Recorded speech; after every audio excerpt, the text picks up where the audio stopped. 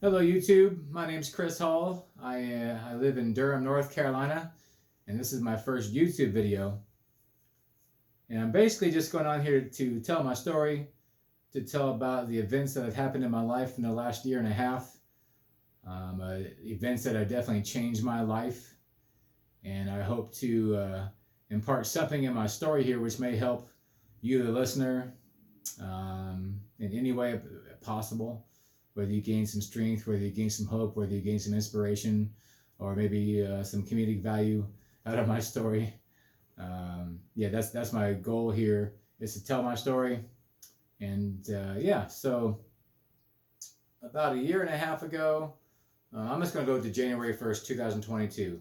It was an amazing, beautiful day here in Durham, North Carolina. It was like 60, 70 degrees. It was sunny. I was out skateboarding. I've been skateboarding, riding BMX bike. I ride BMX bikes. I ride motorcycles. I ride mountain bikes, road bikes. I just love. I think there's a scientific law that says objects that are in motion tend to stay in motion. I'm probably brutalizing that, but I'm always active. I rarely ever sit still. So January 1st, 2022 is an amazingly beautiful day here. I was out skateboarding all day long with my friends. And it was just that day sticks out to me as probably the best day skateboarding I've ever had. Seriously, that I can remember.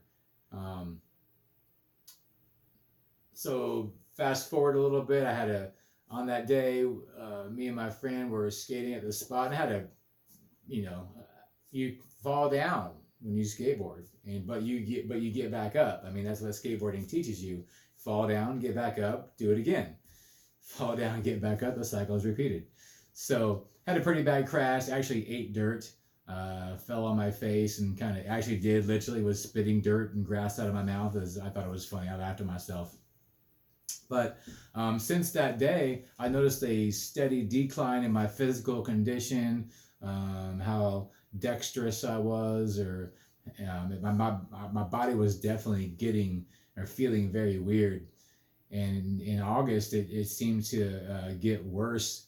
So much so to the fact that my right leg, I could not walk properly. My right leg was dragging. I couldn't drive my truck. I couldn't articulate my foot to push on the gas or to switch from the gas and go to the brake pedal and depress the brake pedal properly. So the last time I drove my truck in that month, I had to use both feet and I used the cruise control a whole bunch. So I was sitting there feeling bad. My buddy called me. He goes, he wanted to go ride BMX. And I'm like, I can't even walk right now.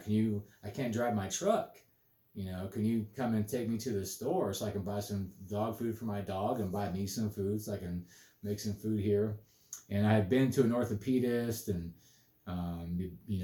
during the month of August, and one orthopedist just wanted to give me steroids, and I'm like, no, steroids isn't going to fix my problem, which it doesn't. Steroids don't fix problems.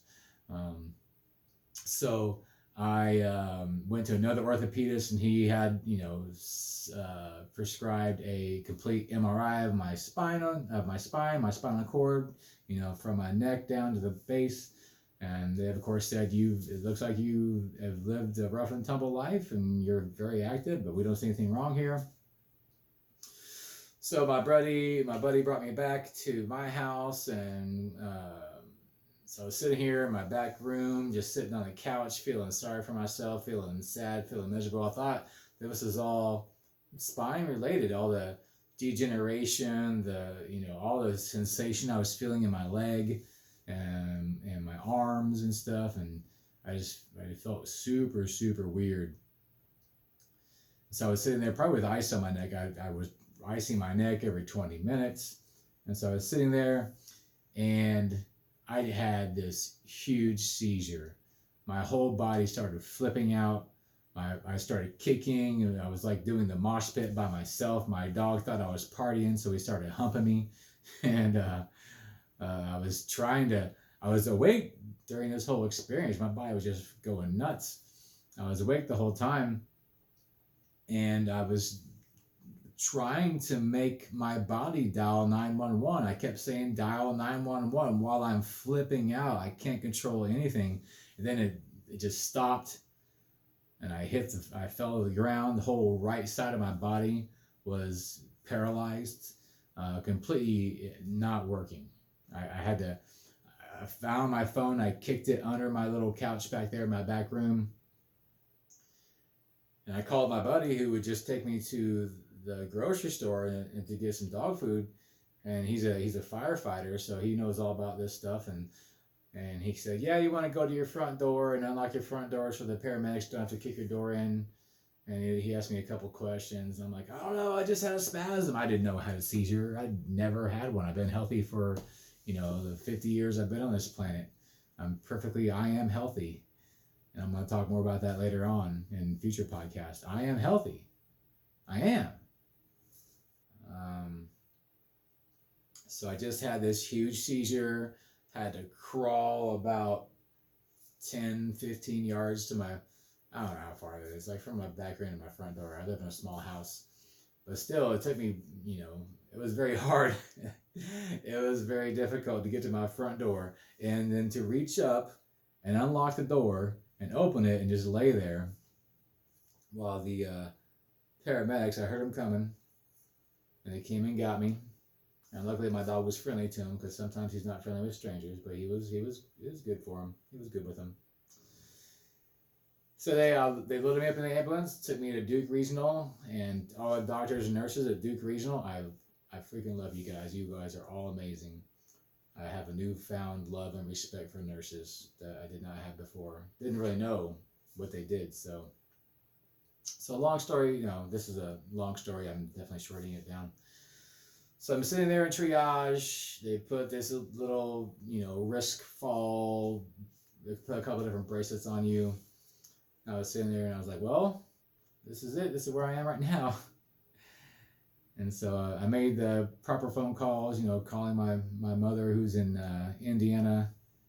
And, she was like, do you want me to come? And I'm like, well, I can't move. I can't walk. I think you should come. So my mother and my sister-in-law drove down here. That takes a full day. But during this time, the doctors were doing CT scans, doing MRIs, blah, blah, blah, doing all this other stuff. So I was sitting there in the room, and this lady doctor came in, and she's a very, very nice doctor. I've seen her a couple times since then, so I'm really thankful for her. And she had such a sweet, sincere look on her face when she said this to me. She took my hand to put both her hands in my hand. She had small hands. And she looked me in the face and was asking, she was going over me at the time. She was like, looking at my feet, looking at my legs, and she was, what's going on? I said, oh yeah, January 1, I fell on my face, blah, blah, blah. And then she grabbed my hand with both her little hands and looked me in the eyes and said, this has nothing to do with that. You have an organic brain mass in your left frontal lobe. And I said, what? She said, you have a brain tumor. I said, I have a brain tumor? What the hell? And I started laughing.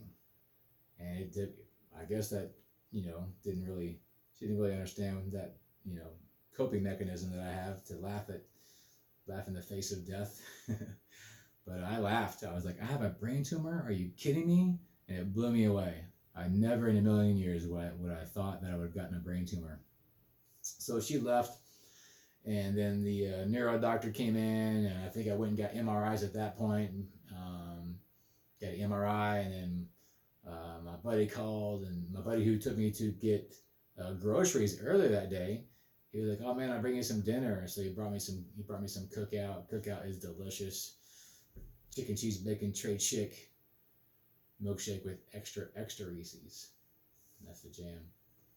So the neuro doctor had my MRI up there on the screen as my bro came in. My friend came in, and when he came in, he's a firefighter. He's seen all kinds of crazy shit. And I said, oh bro, look at my tumor.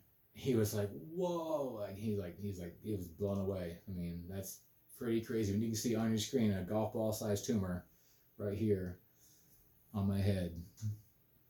And so I sat there, I ate the cookout, and it was delicious. Of course, the milkshake was delicious. And then my mom got there. I slept that night, and my mom got there later on that night.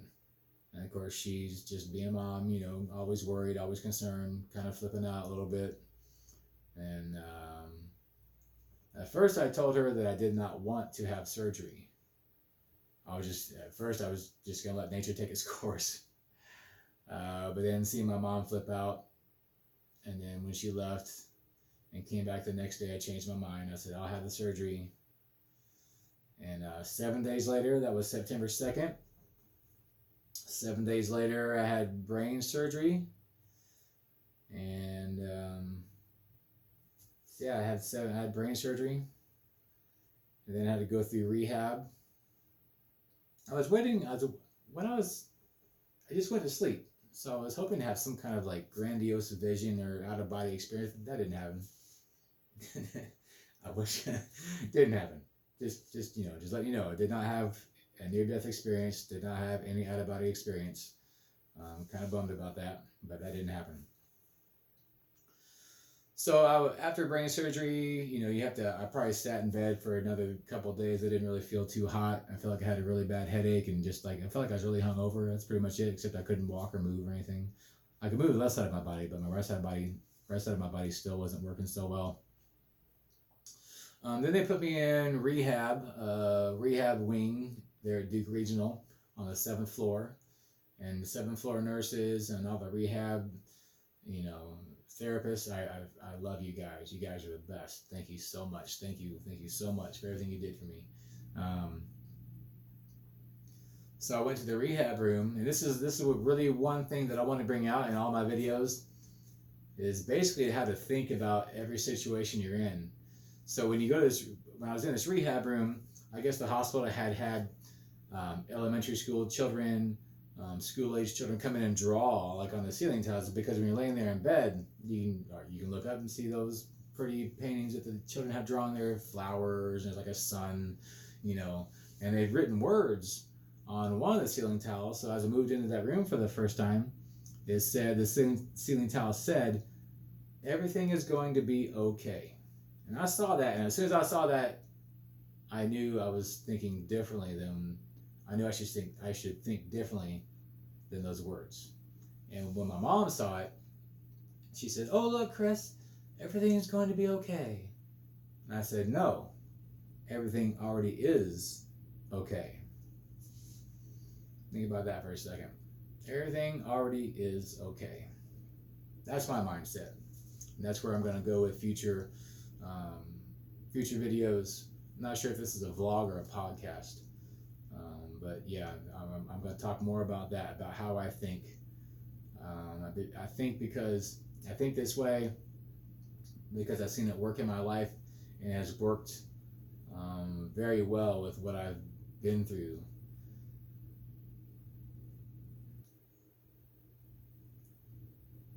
So I was in rehab, and I noticed very small progressions. I could walk with a walker a little bit better every day after the surgery. And then they put me on a 4-point cane and taught me how to walk with a 4-point cane.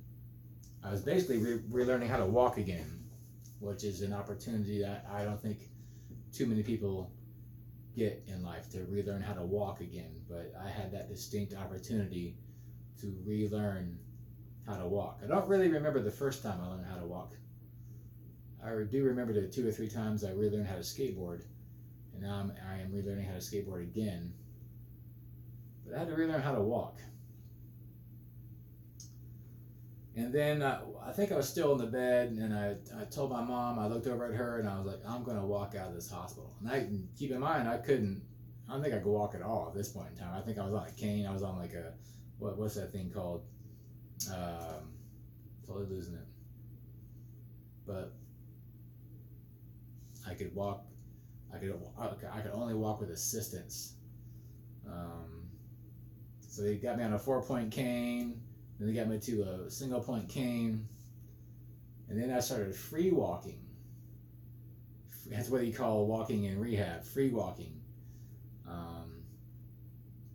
And I do remember the first time I stood up of my own power. So they have in rehab, they have this little kitchen area. Now I did make myself some an egg over easy with toast.